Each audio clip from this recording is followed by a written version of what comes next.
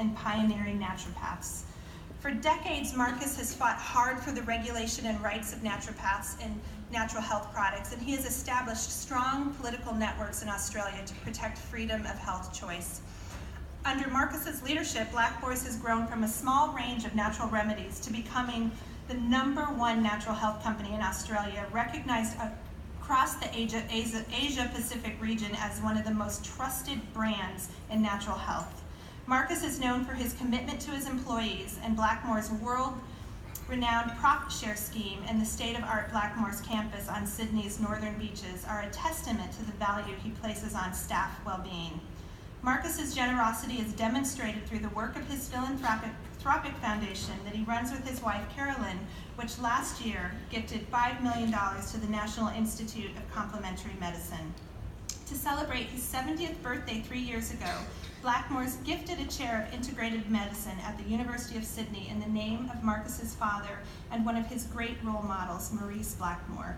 For both Blackmore men, this chair represented the achievement of their life work to see complementary medicine recognized as a mainstream approach to treating illness. So please join me in congratulating Marcus Blackmore on his induction into the New Hope Hall of Legends.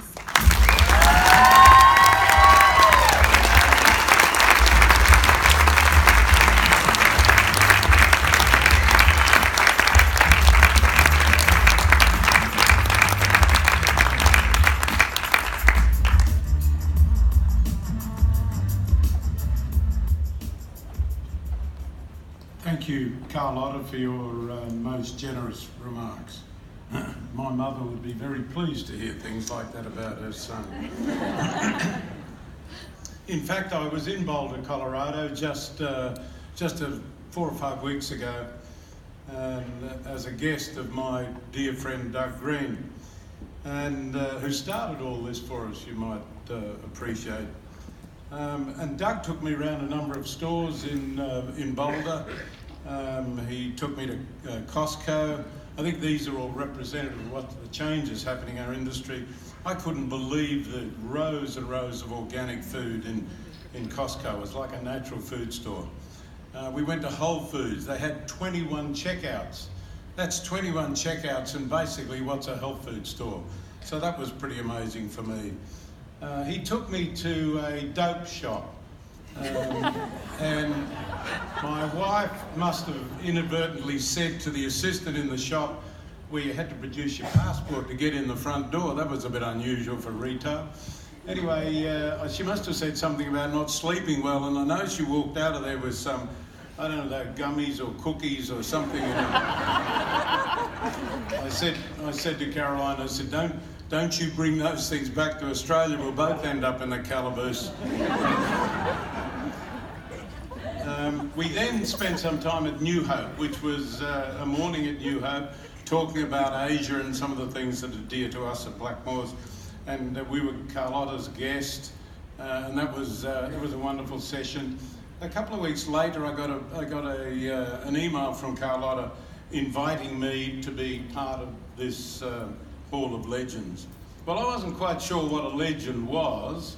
I sort of had an idea. So I pulled out my trusty Collins dictionary, and there were 2 definitions in there. One a US definition and one a British definition. The US definition said, a notable person whose deeds and exploits are much talked about in his or her own time. I thought, oh wow, that's pretty good, I'll go along with that. The British version was a little different. The British version says a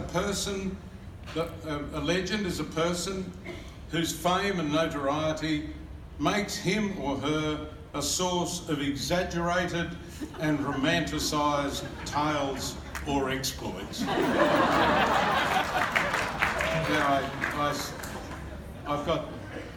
I can't believe how many people turned up here today to this wonderful session. I know 40 of them came from Blackmore, so I think they felt they had to. They might have a different view of whether I fit the British or the US model. So, ladies and gentlemen, I accept this award with profound gratitude, particularly to New Hope, but also with a deep sense of humility. To be considered worthy among those great industry stalwarts and previous awardees of this Hall of Legends fame is indeed humbling. And I'm thinking about people, and some I've seen a couple of them here already. People like Jeffrey Bland, like Mark Blumenthal, Sandy Goot sitting down here at the front, Lauren Israelson, and of course my good friend Doug Green. They're all people who stood up for this industry and fought the battles for us. I've got a couple of other mentions. Bob Van Dyne, who owned a company called Mill Creek, became a very close friend. And another close friend who wasn't exactly liked in this industry was David Shakirian, who started GNC. He was a bit of a discounter. You know, we're all discounters now, but I admired David. He owned 1,200 health food stores. He must have been singularly and spectacularly the greatest health food retailer the world had ever seen. I got him to come to Australia and talk to our own retailers to tell them how to make a lot of money.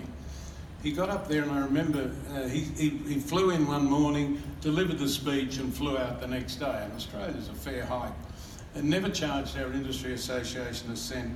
But I remember what he said. He said, you know,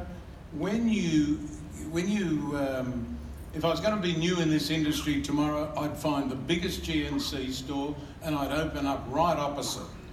And he said, while they're out the back doing all the paperwork, I'll be there talking to the customers. And I think that was what David Shakirian was all about. My friend Doug is a visionary. He's devoted much of his life to the natural products industry. He's a man of integrity, liberal of spirit and vigorous of mind when it comes to supporting our industry. And we certainly owe a lot to Doug Green. Doug, take a bow.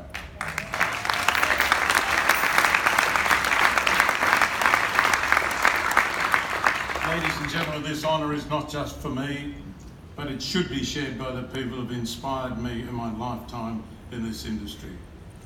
There are people like Parvo Roller, Linus Pauling, Lee Lord Cordell, Gaylord Hauser, Adele Davis, Paul Bragg, Emmanuel Sharaskin, Carl Pfeiffer, and the Shute brothers from Canada. And I was privileged to be able to meet all of those people in my life. They're the people with a shared philosophy and shared values and a shared belief system that we all have in this room today. It's a philosophy based on nature and an enduring belief that in nature lies so many answers to the health problems of the world today. But the person who most inspired me in my life was my father. He was variously referred to, as I have been, as a quack, a charlatan, and a snake oil salesman. I asked my father once, I said, but they'll call you a quack, Dad. He said, yes, but I'm the best quack, son. He, like these other heroes and pioneers we've had, warned us about chemicals in our food. He told me, don't eat white bread, son, you may as well eat blotting paper. He wouldn't have refined sugar in the house. He challenged orthodox thinking. He didn't like pasteurised milk. He took up the fight for the profession and the very survival of naturopaths, because at one stage naturopaths were banned in the US.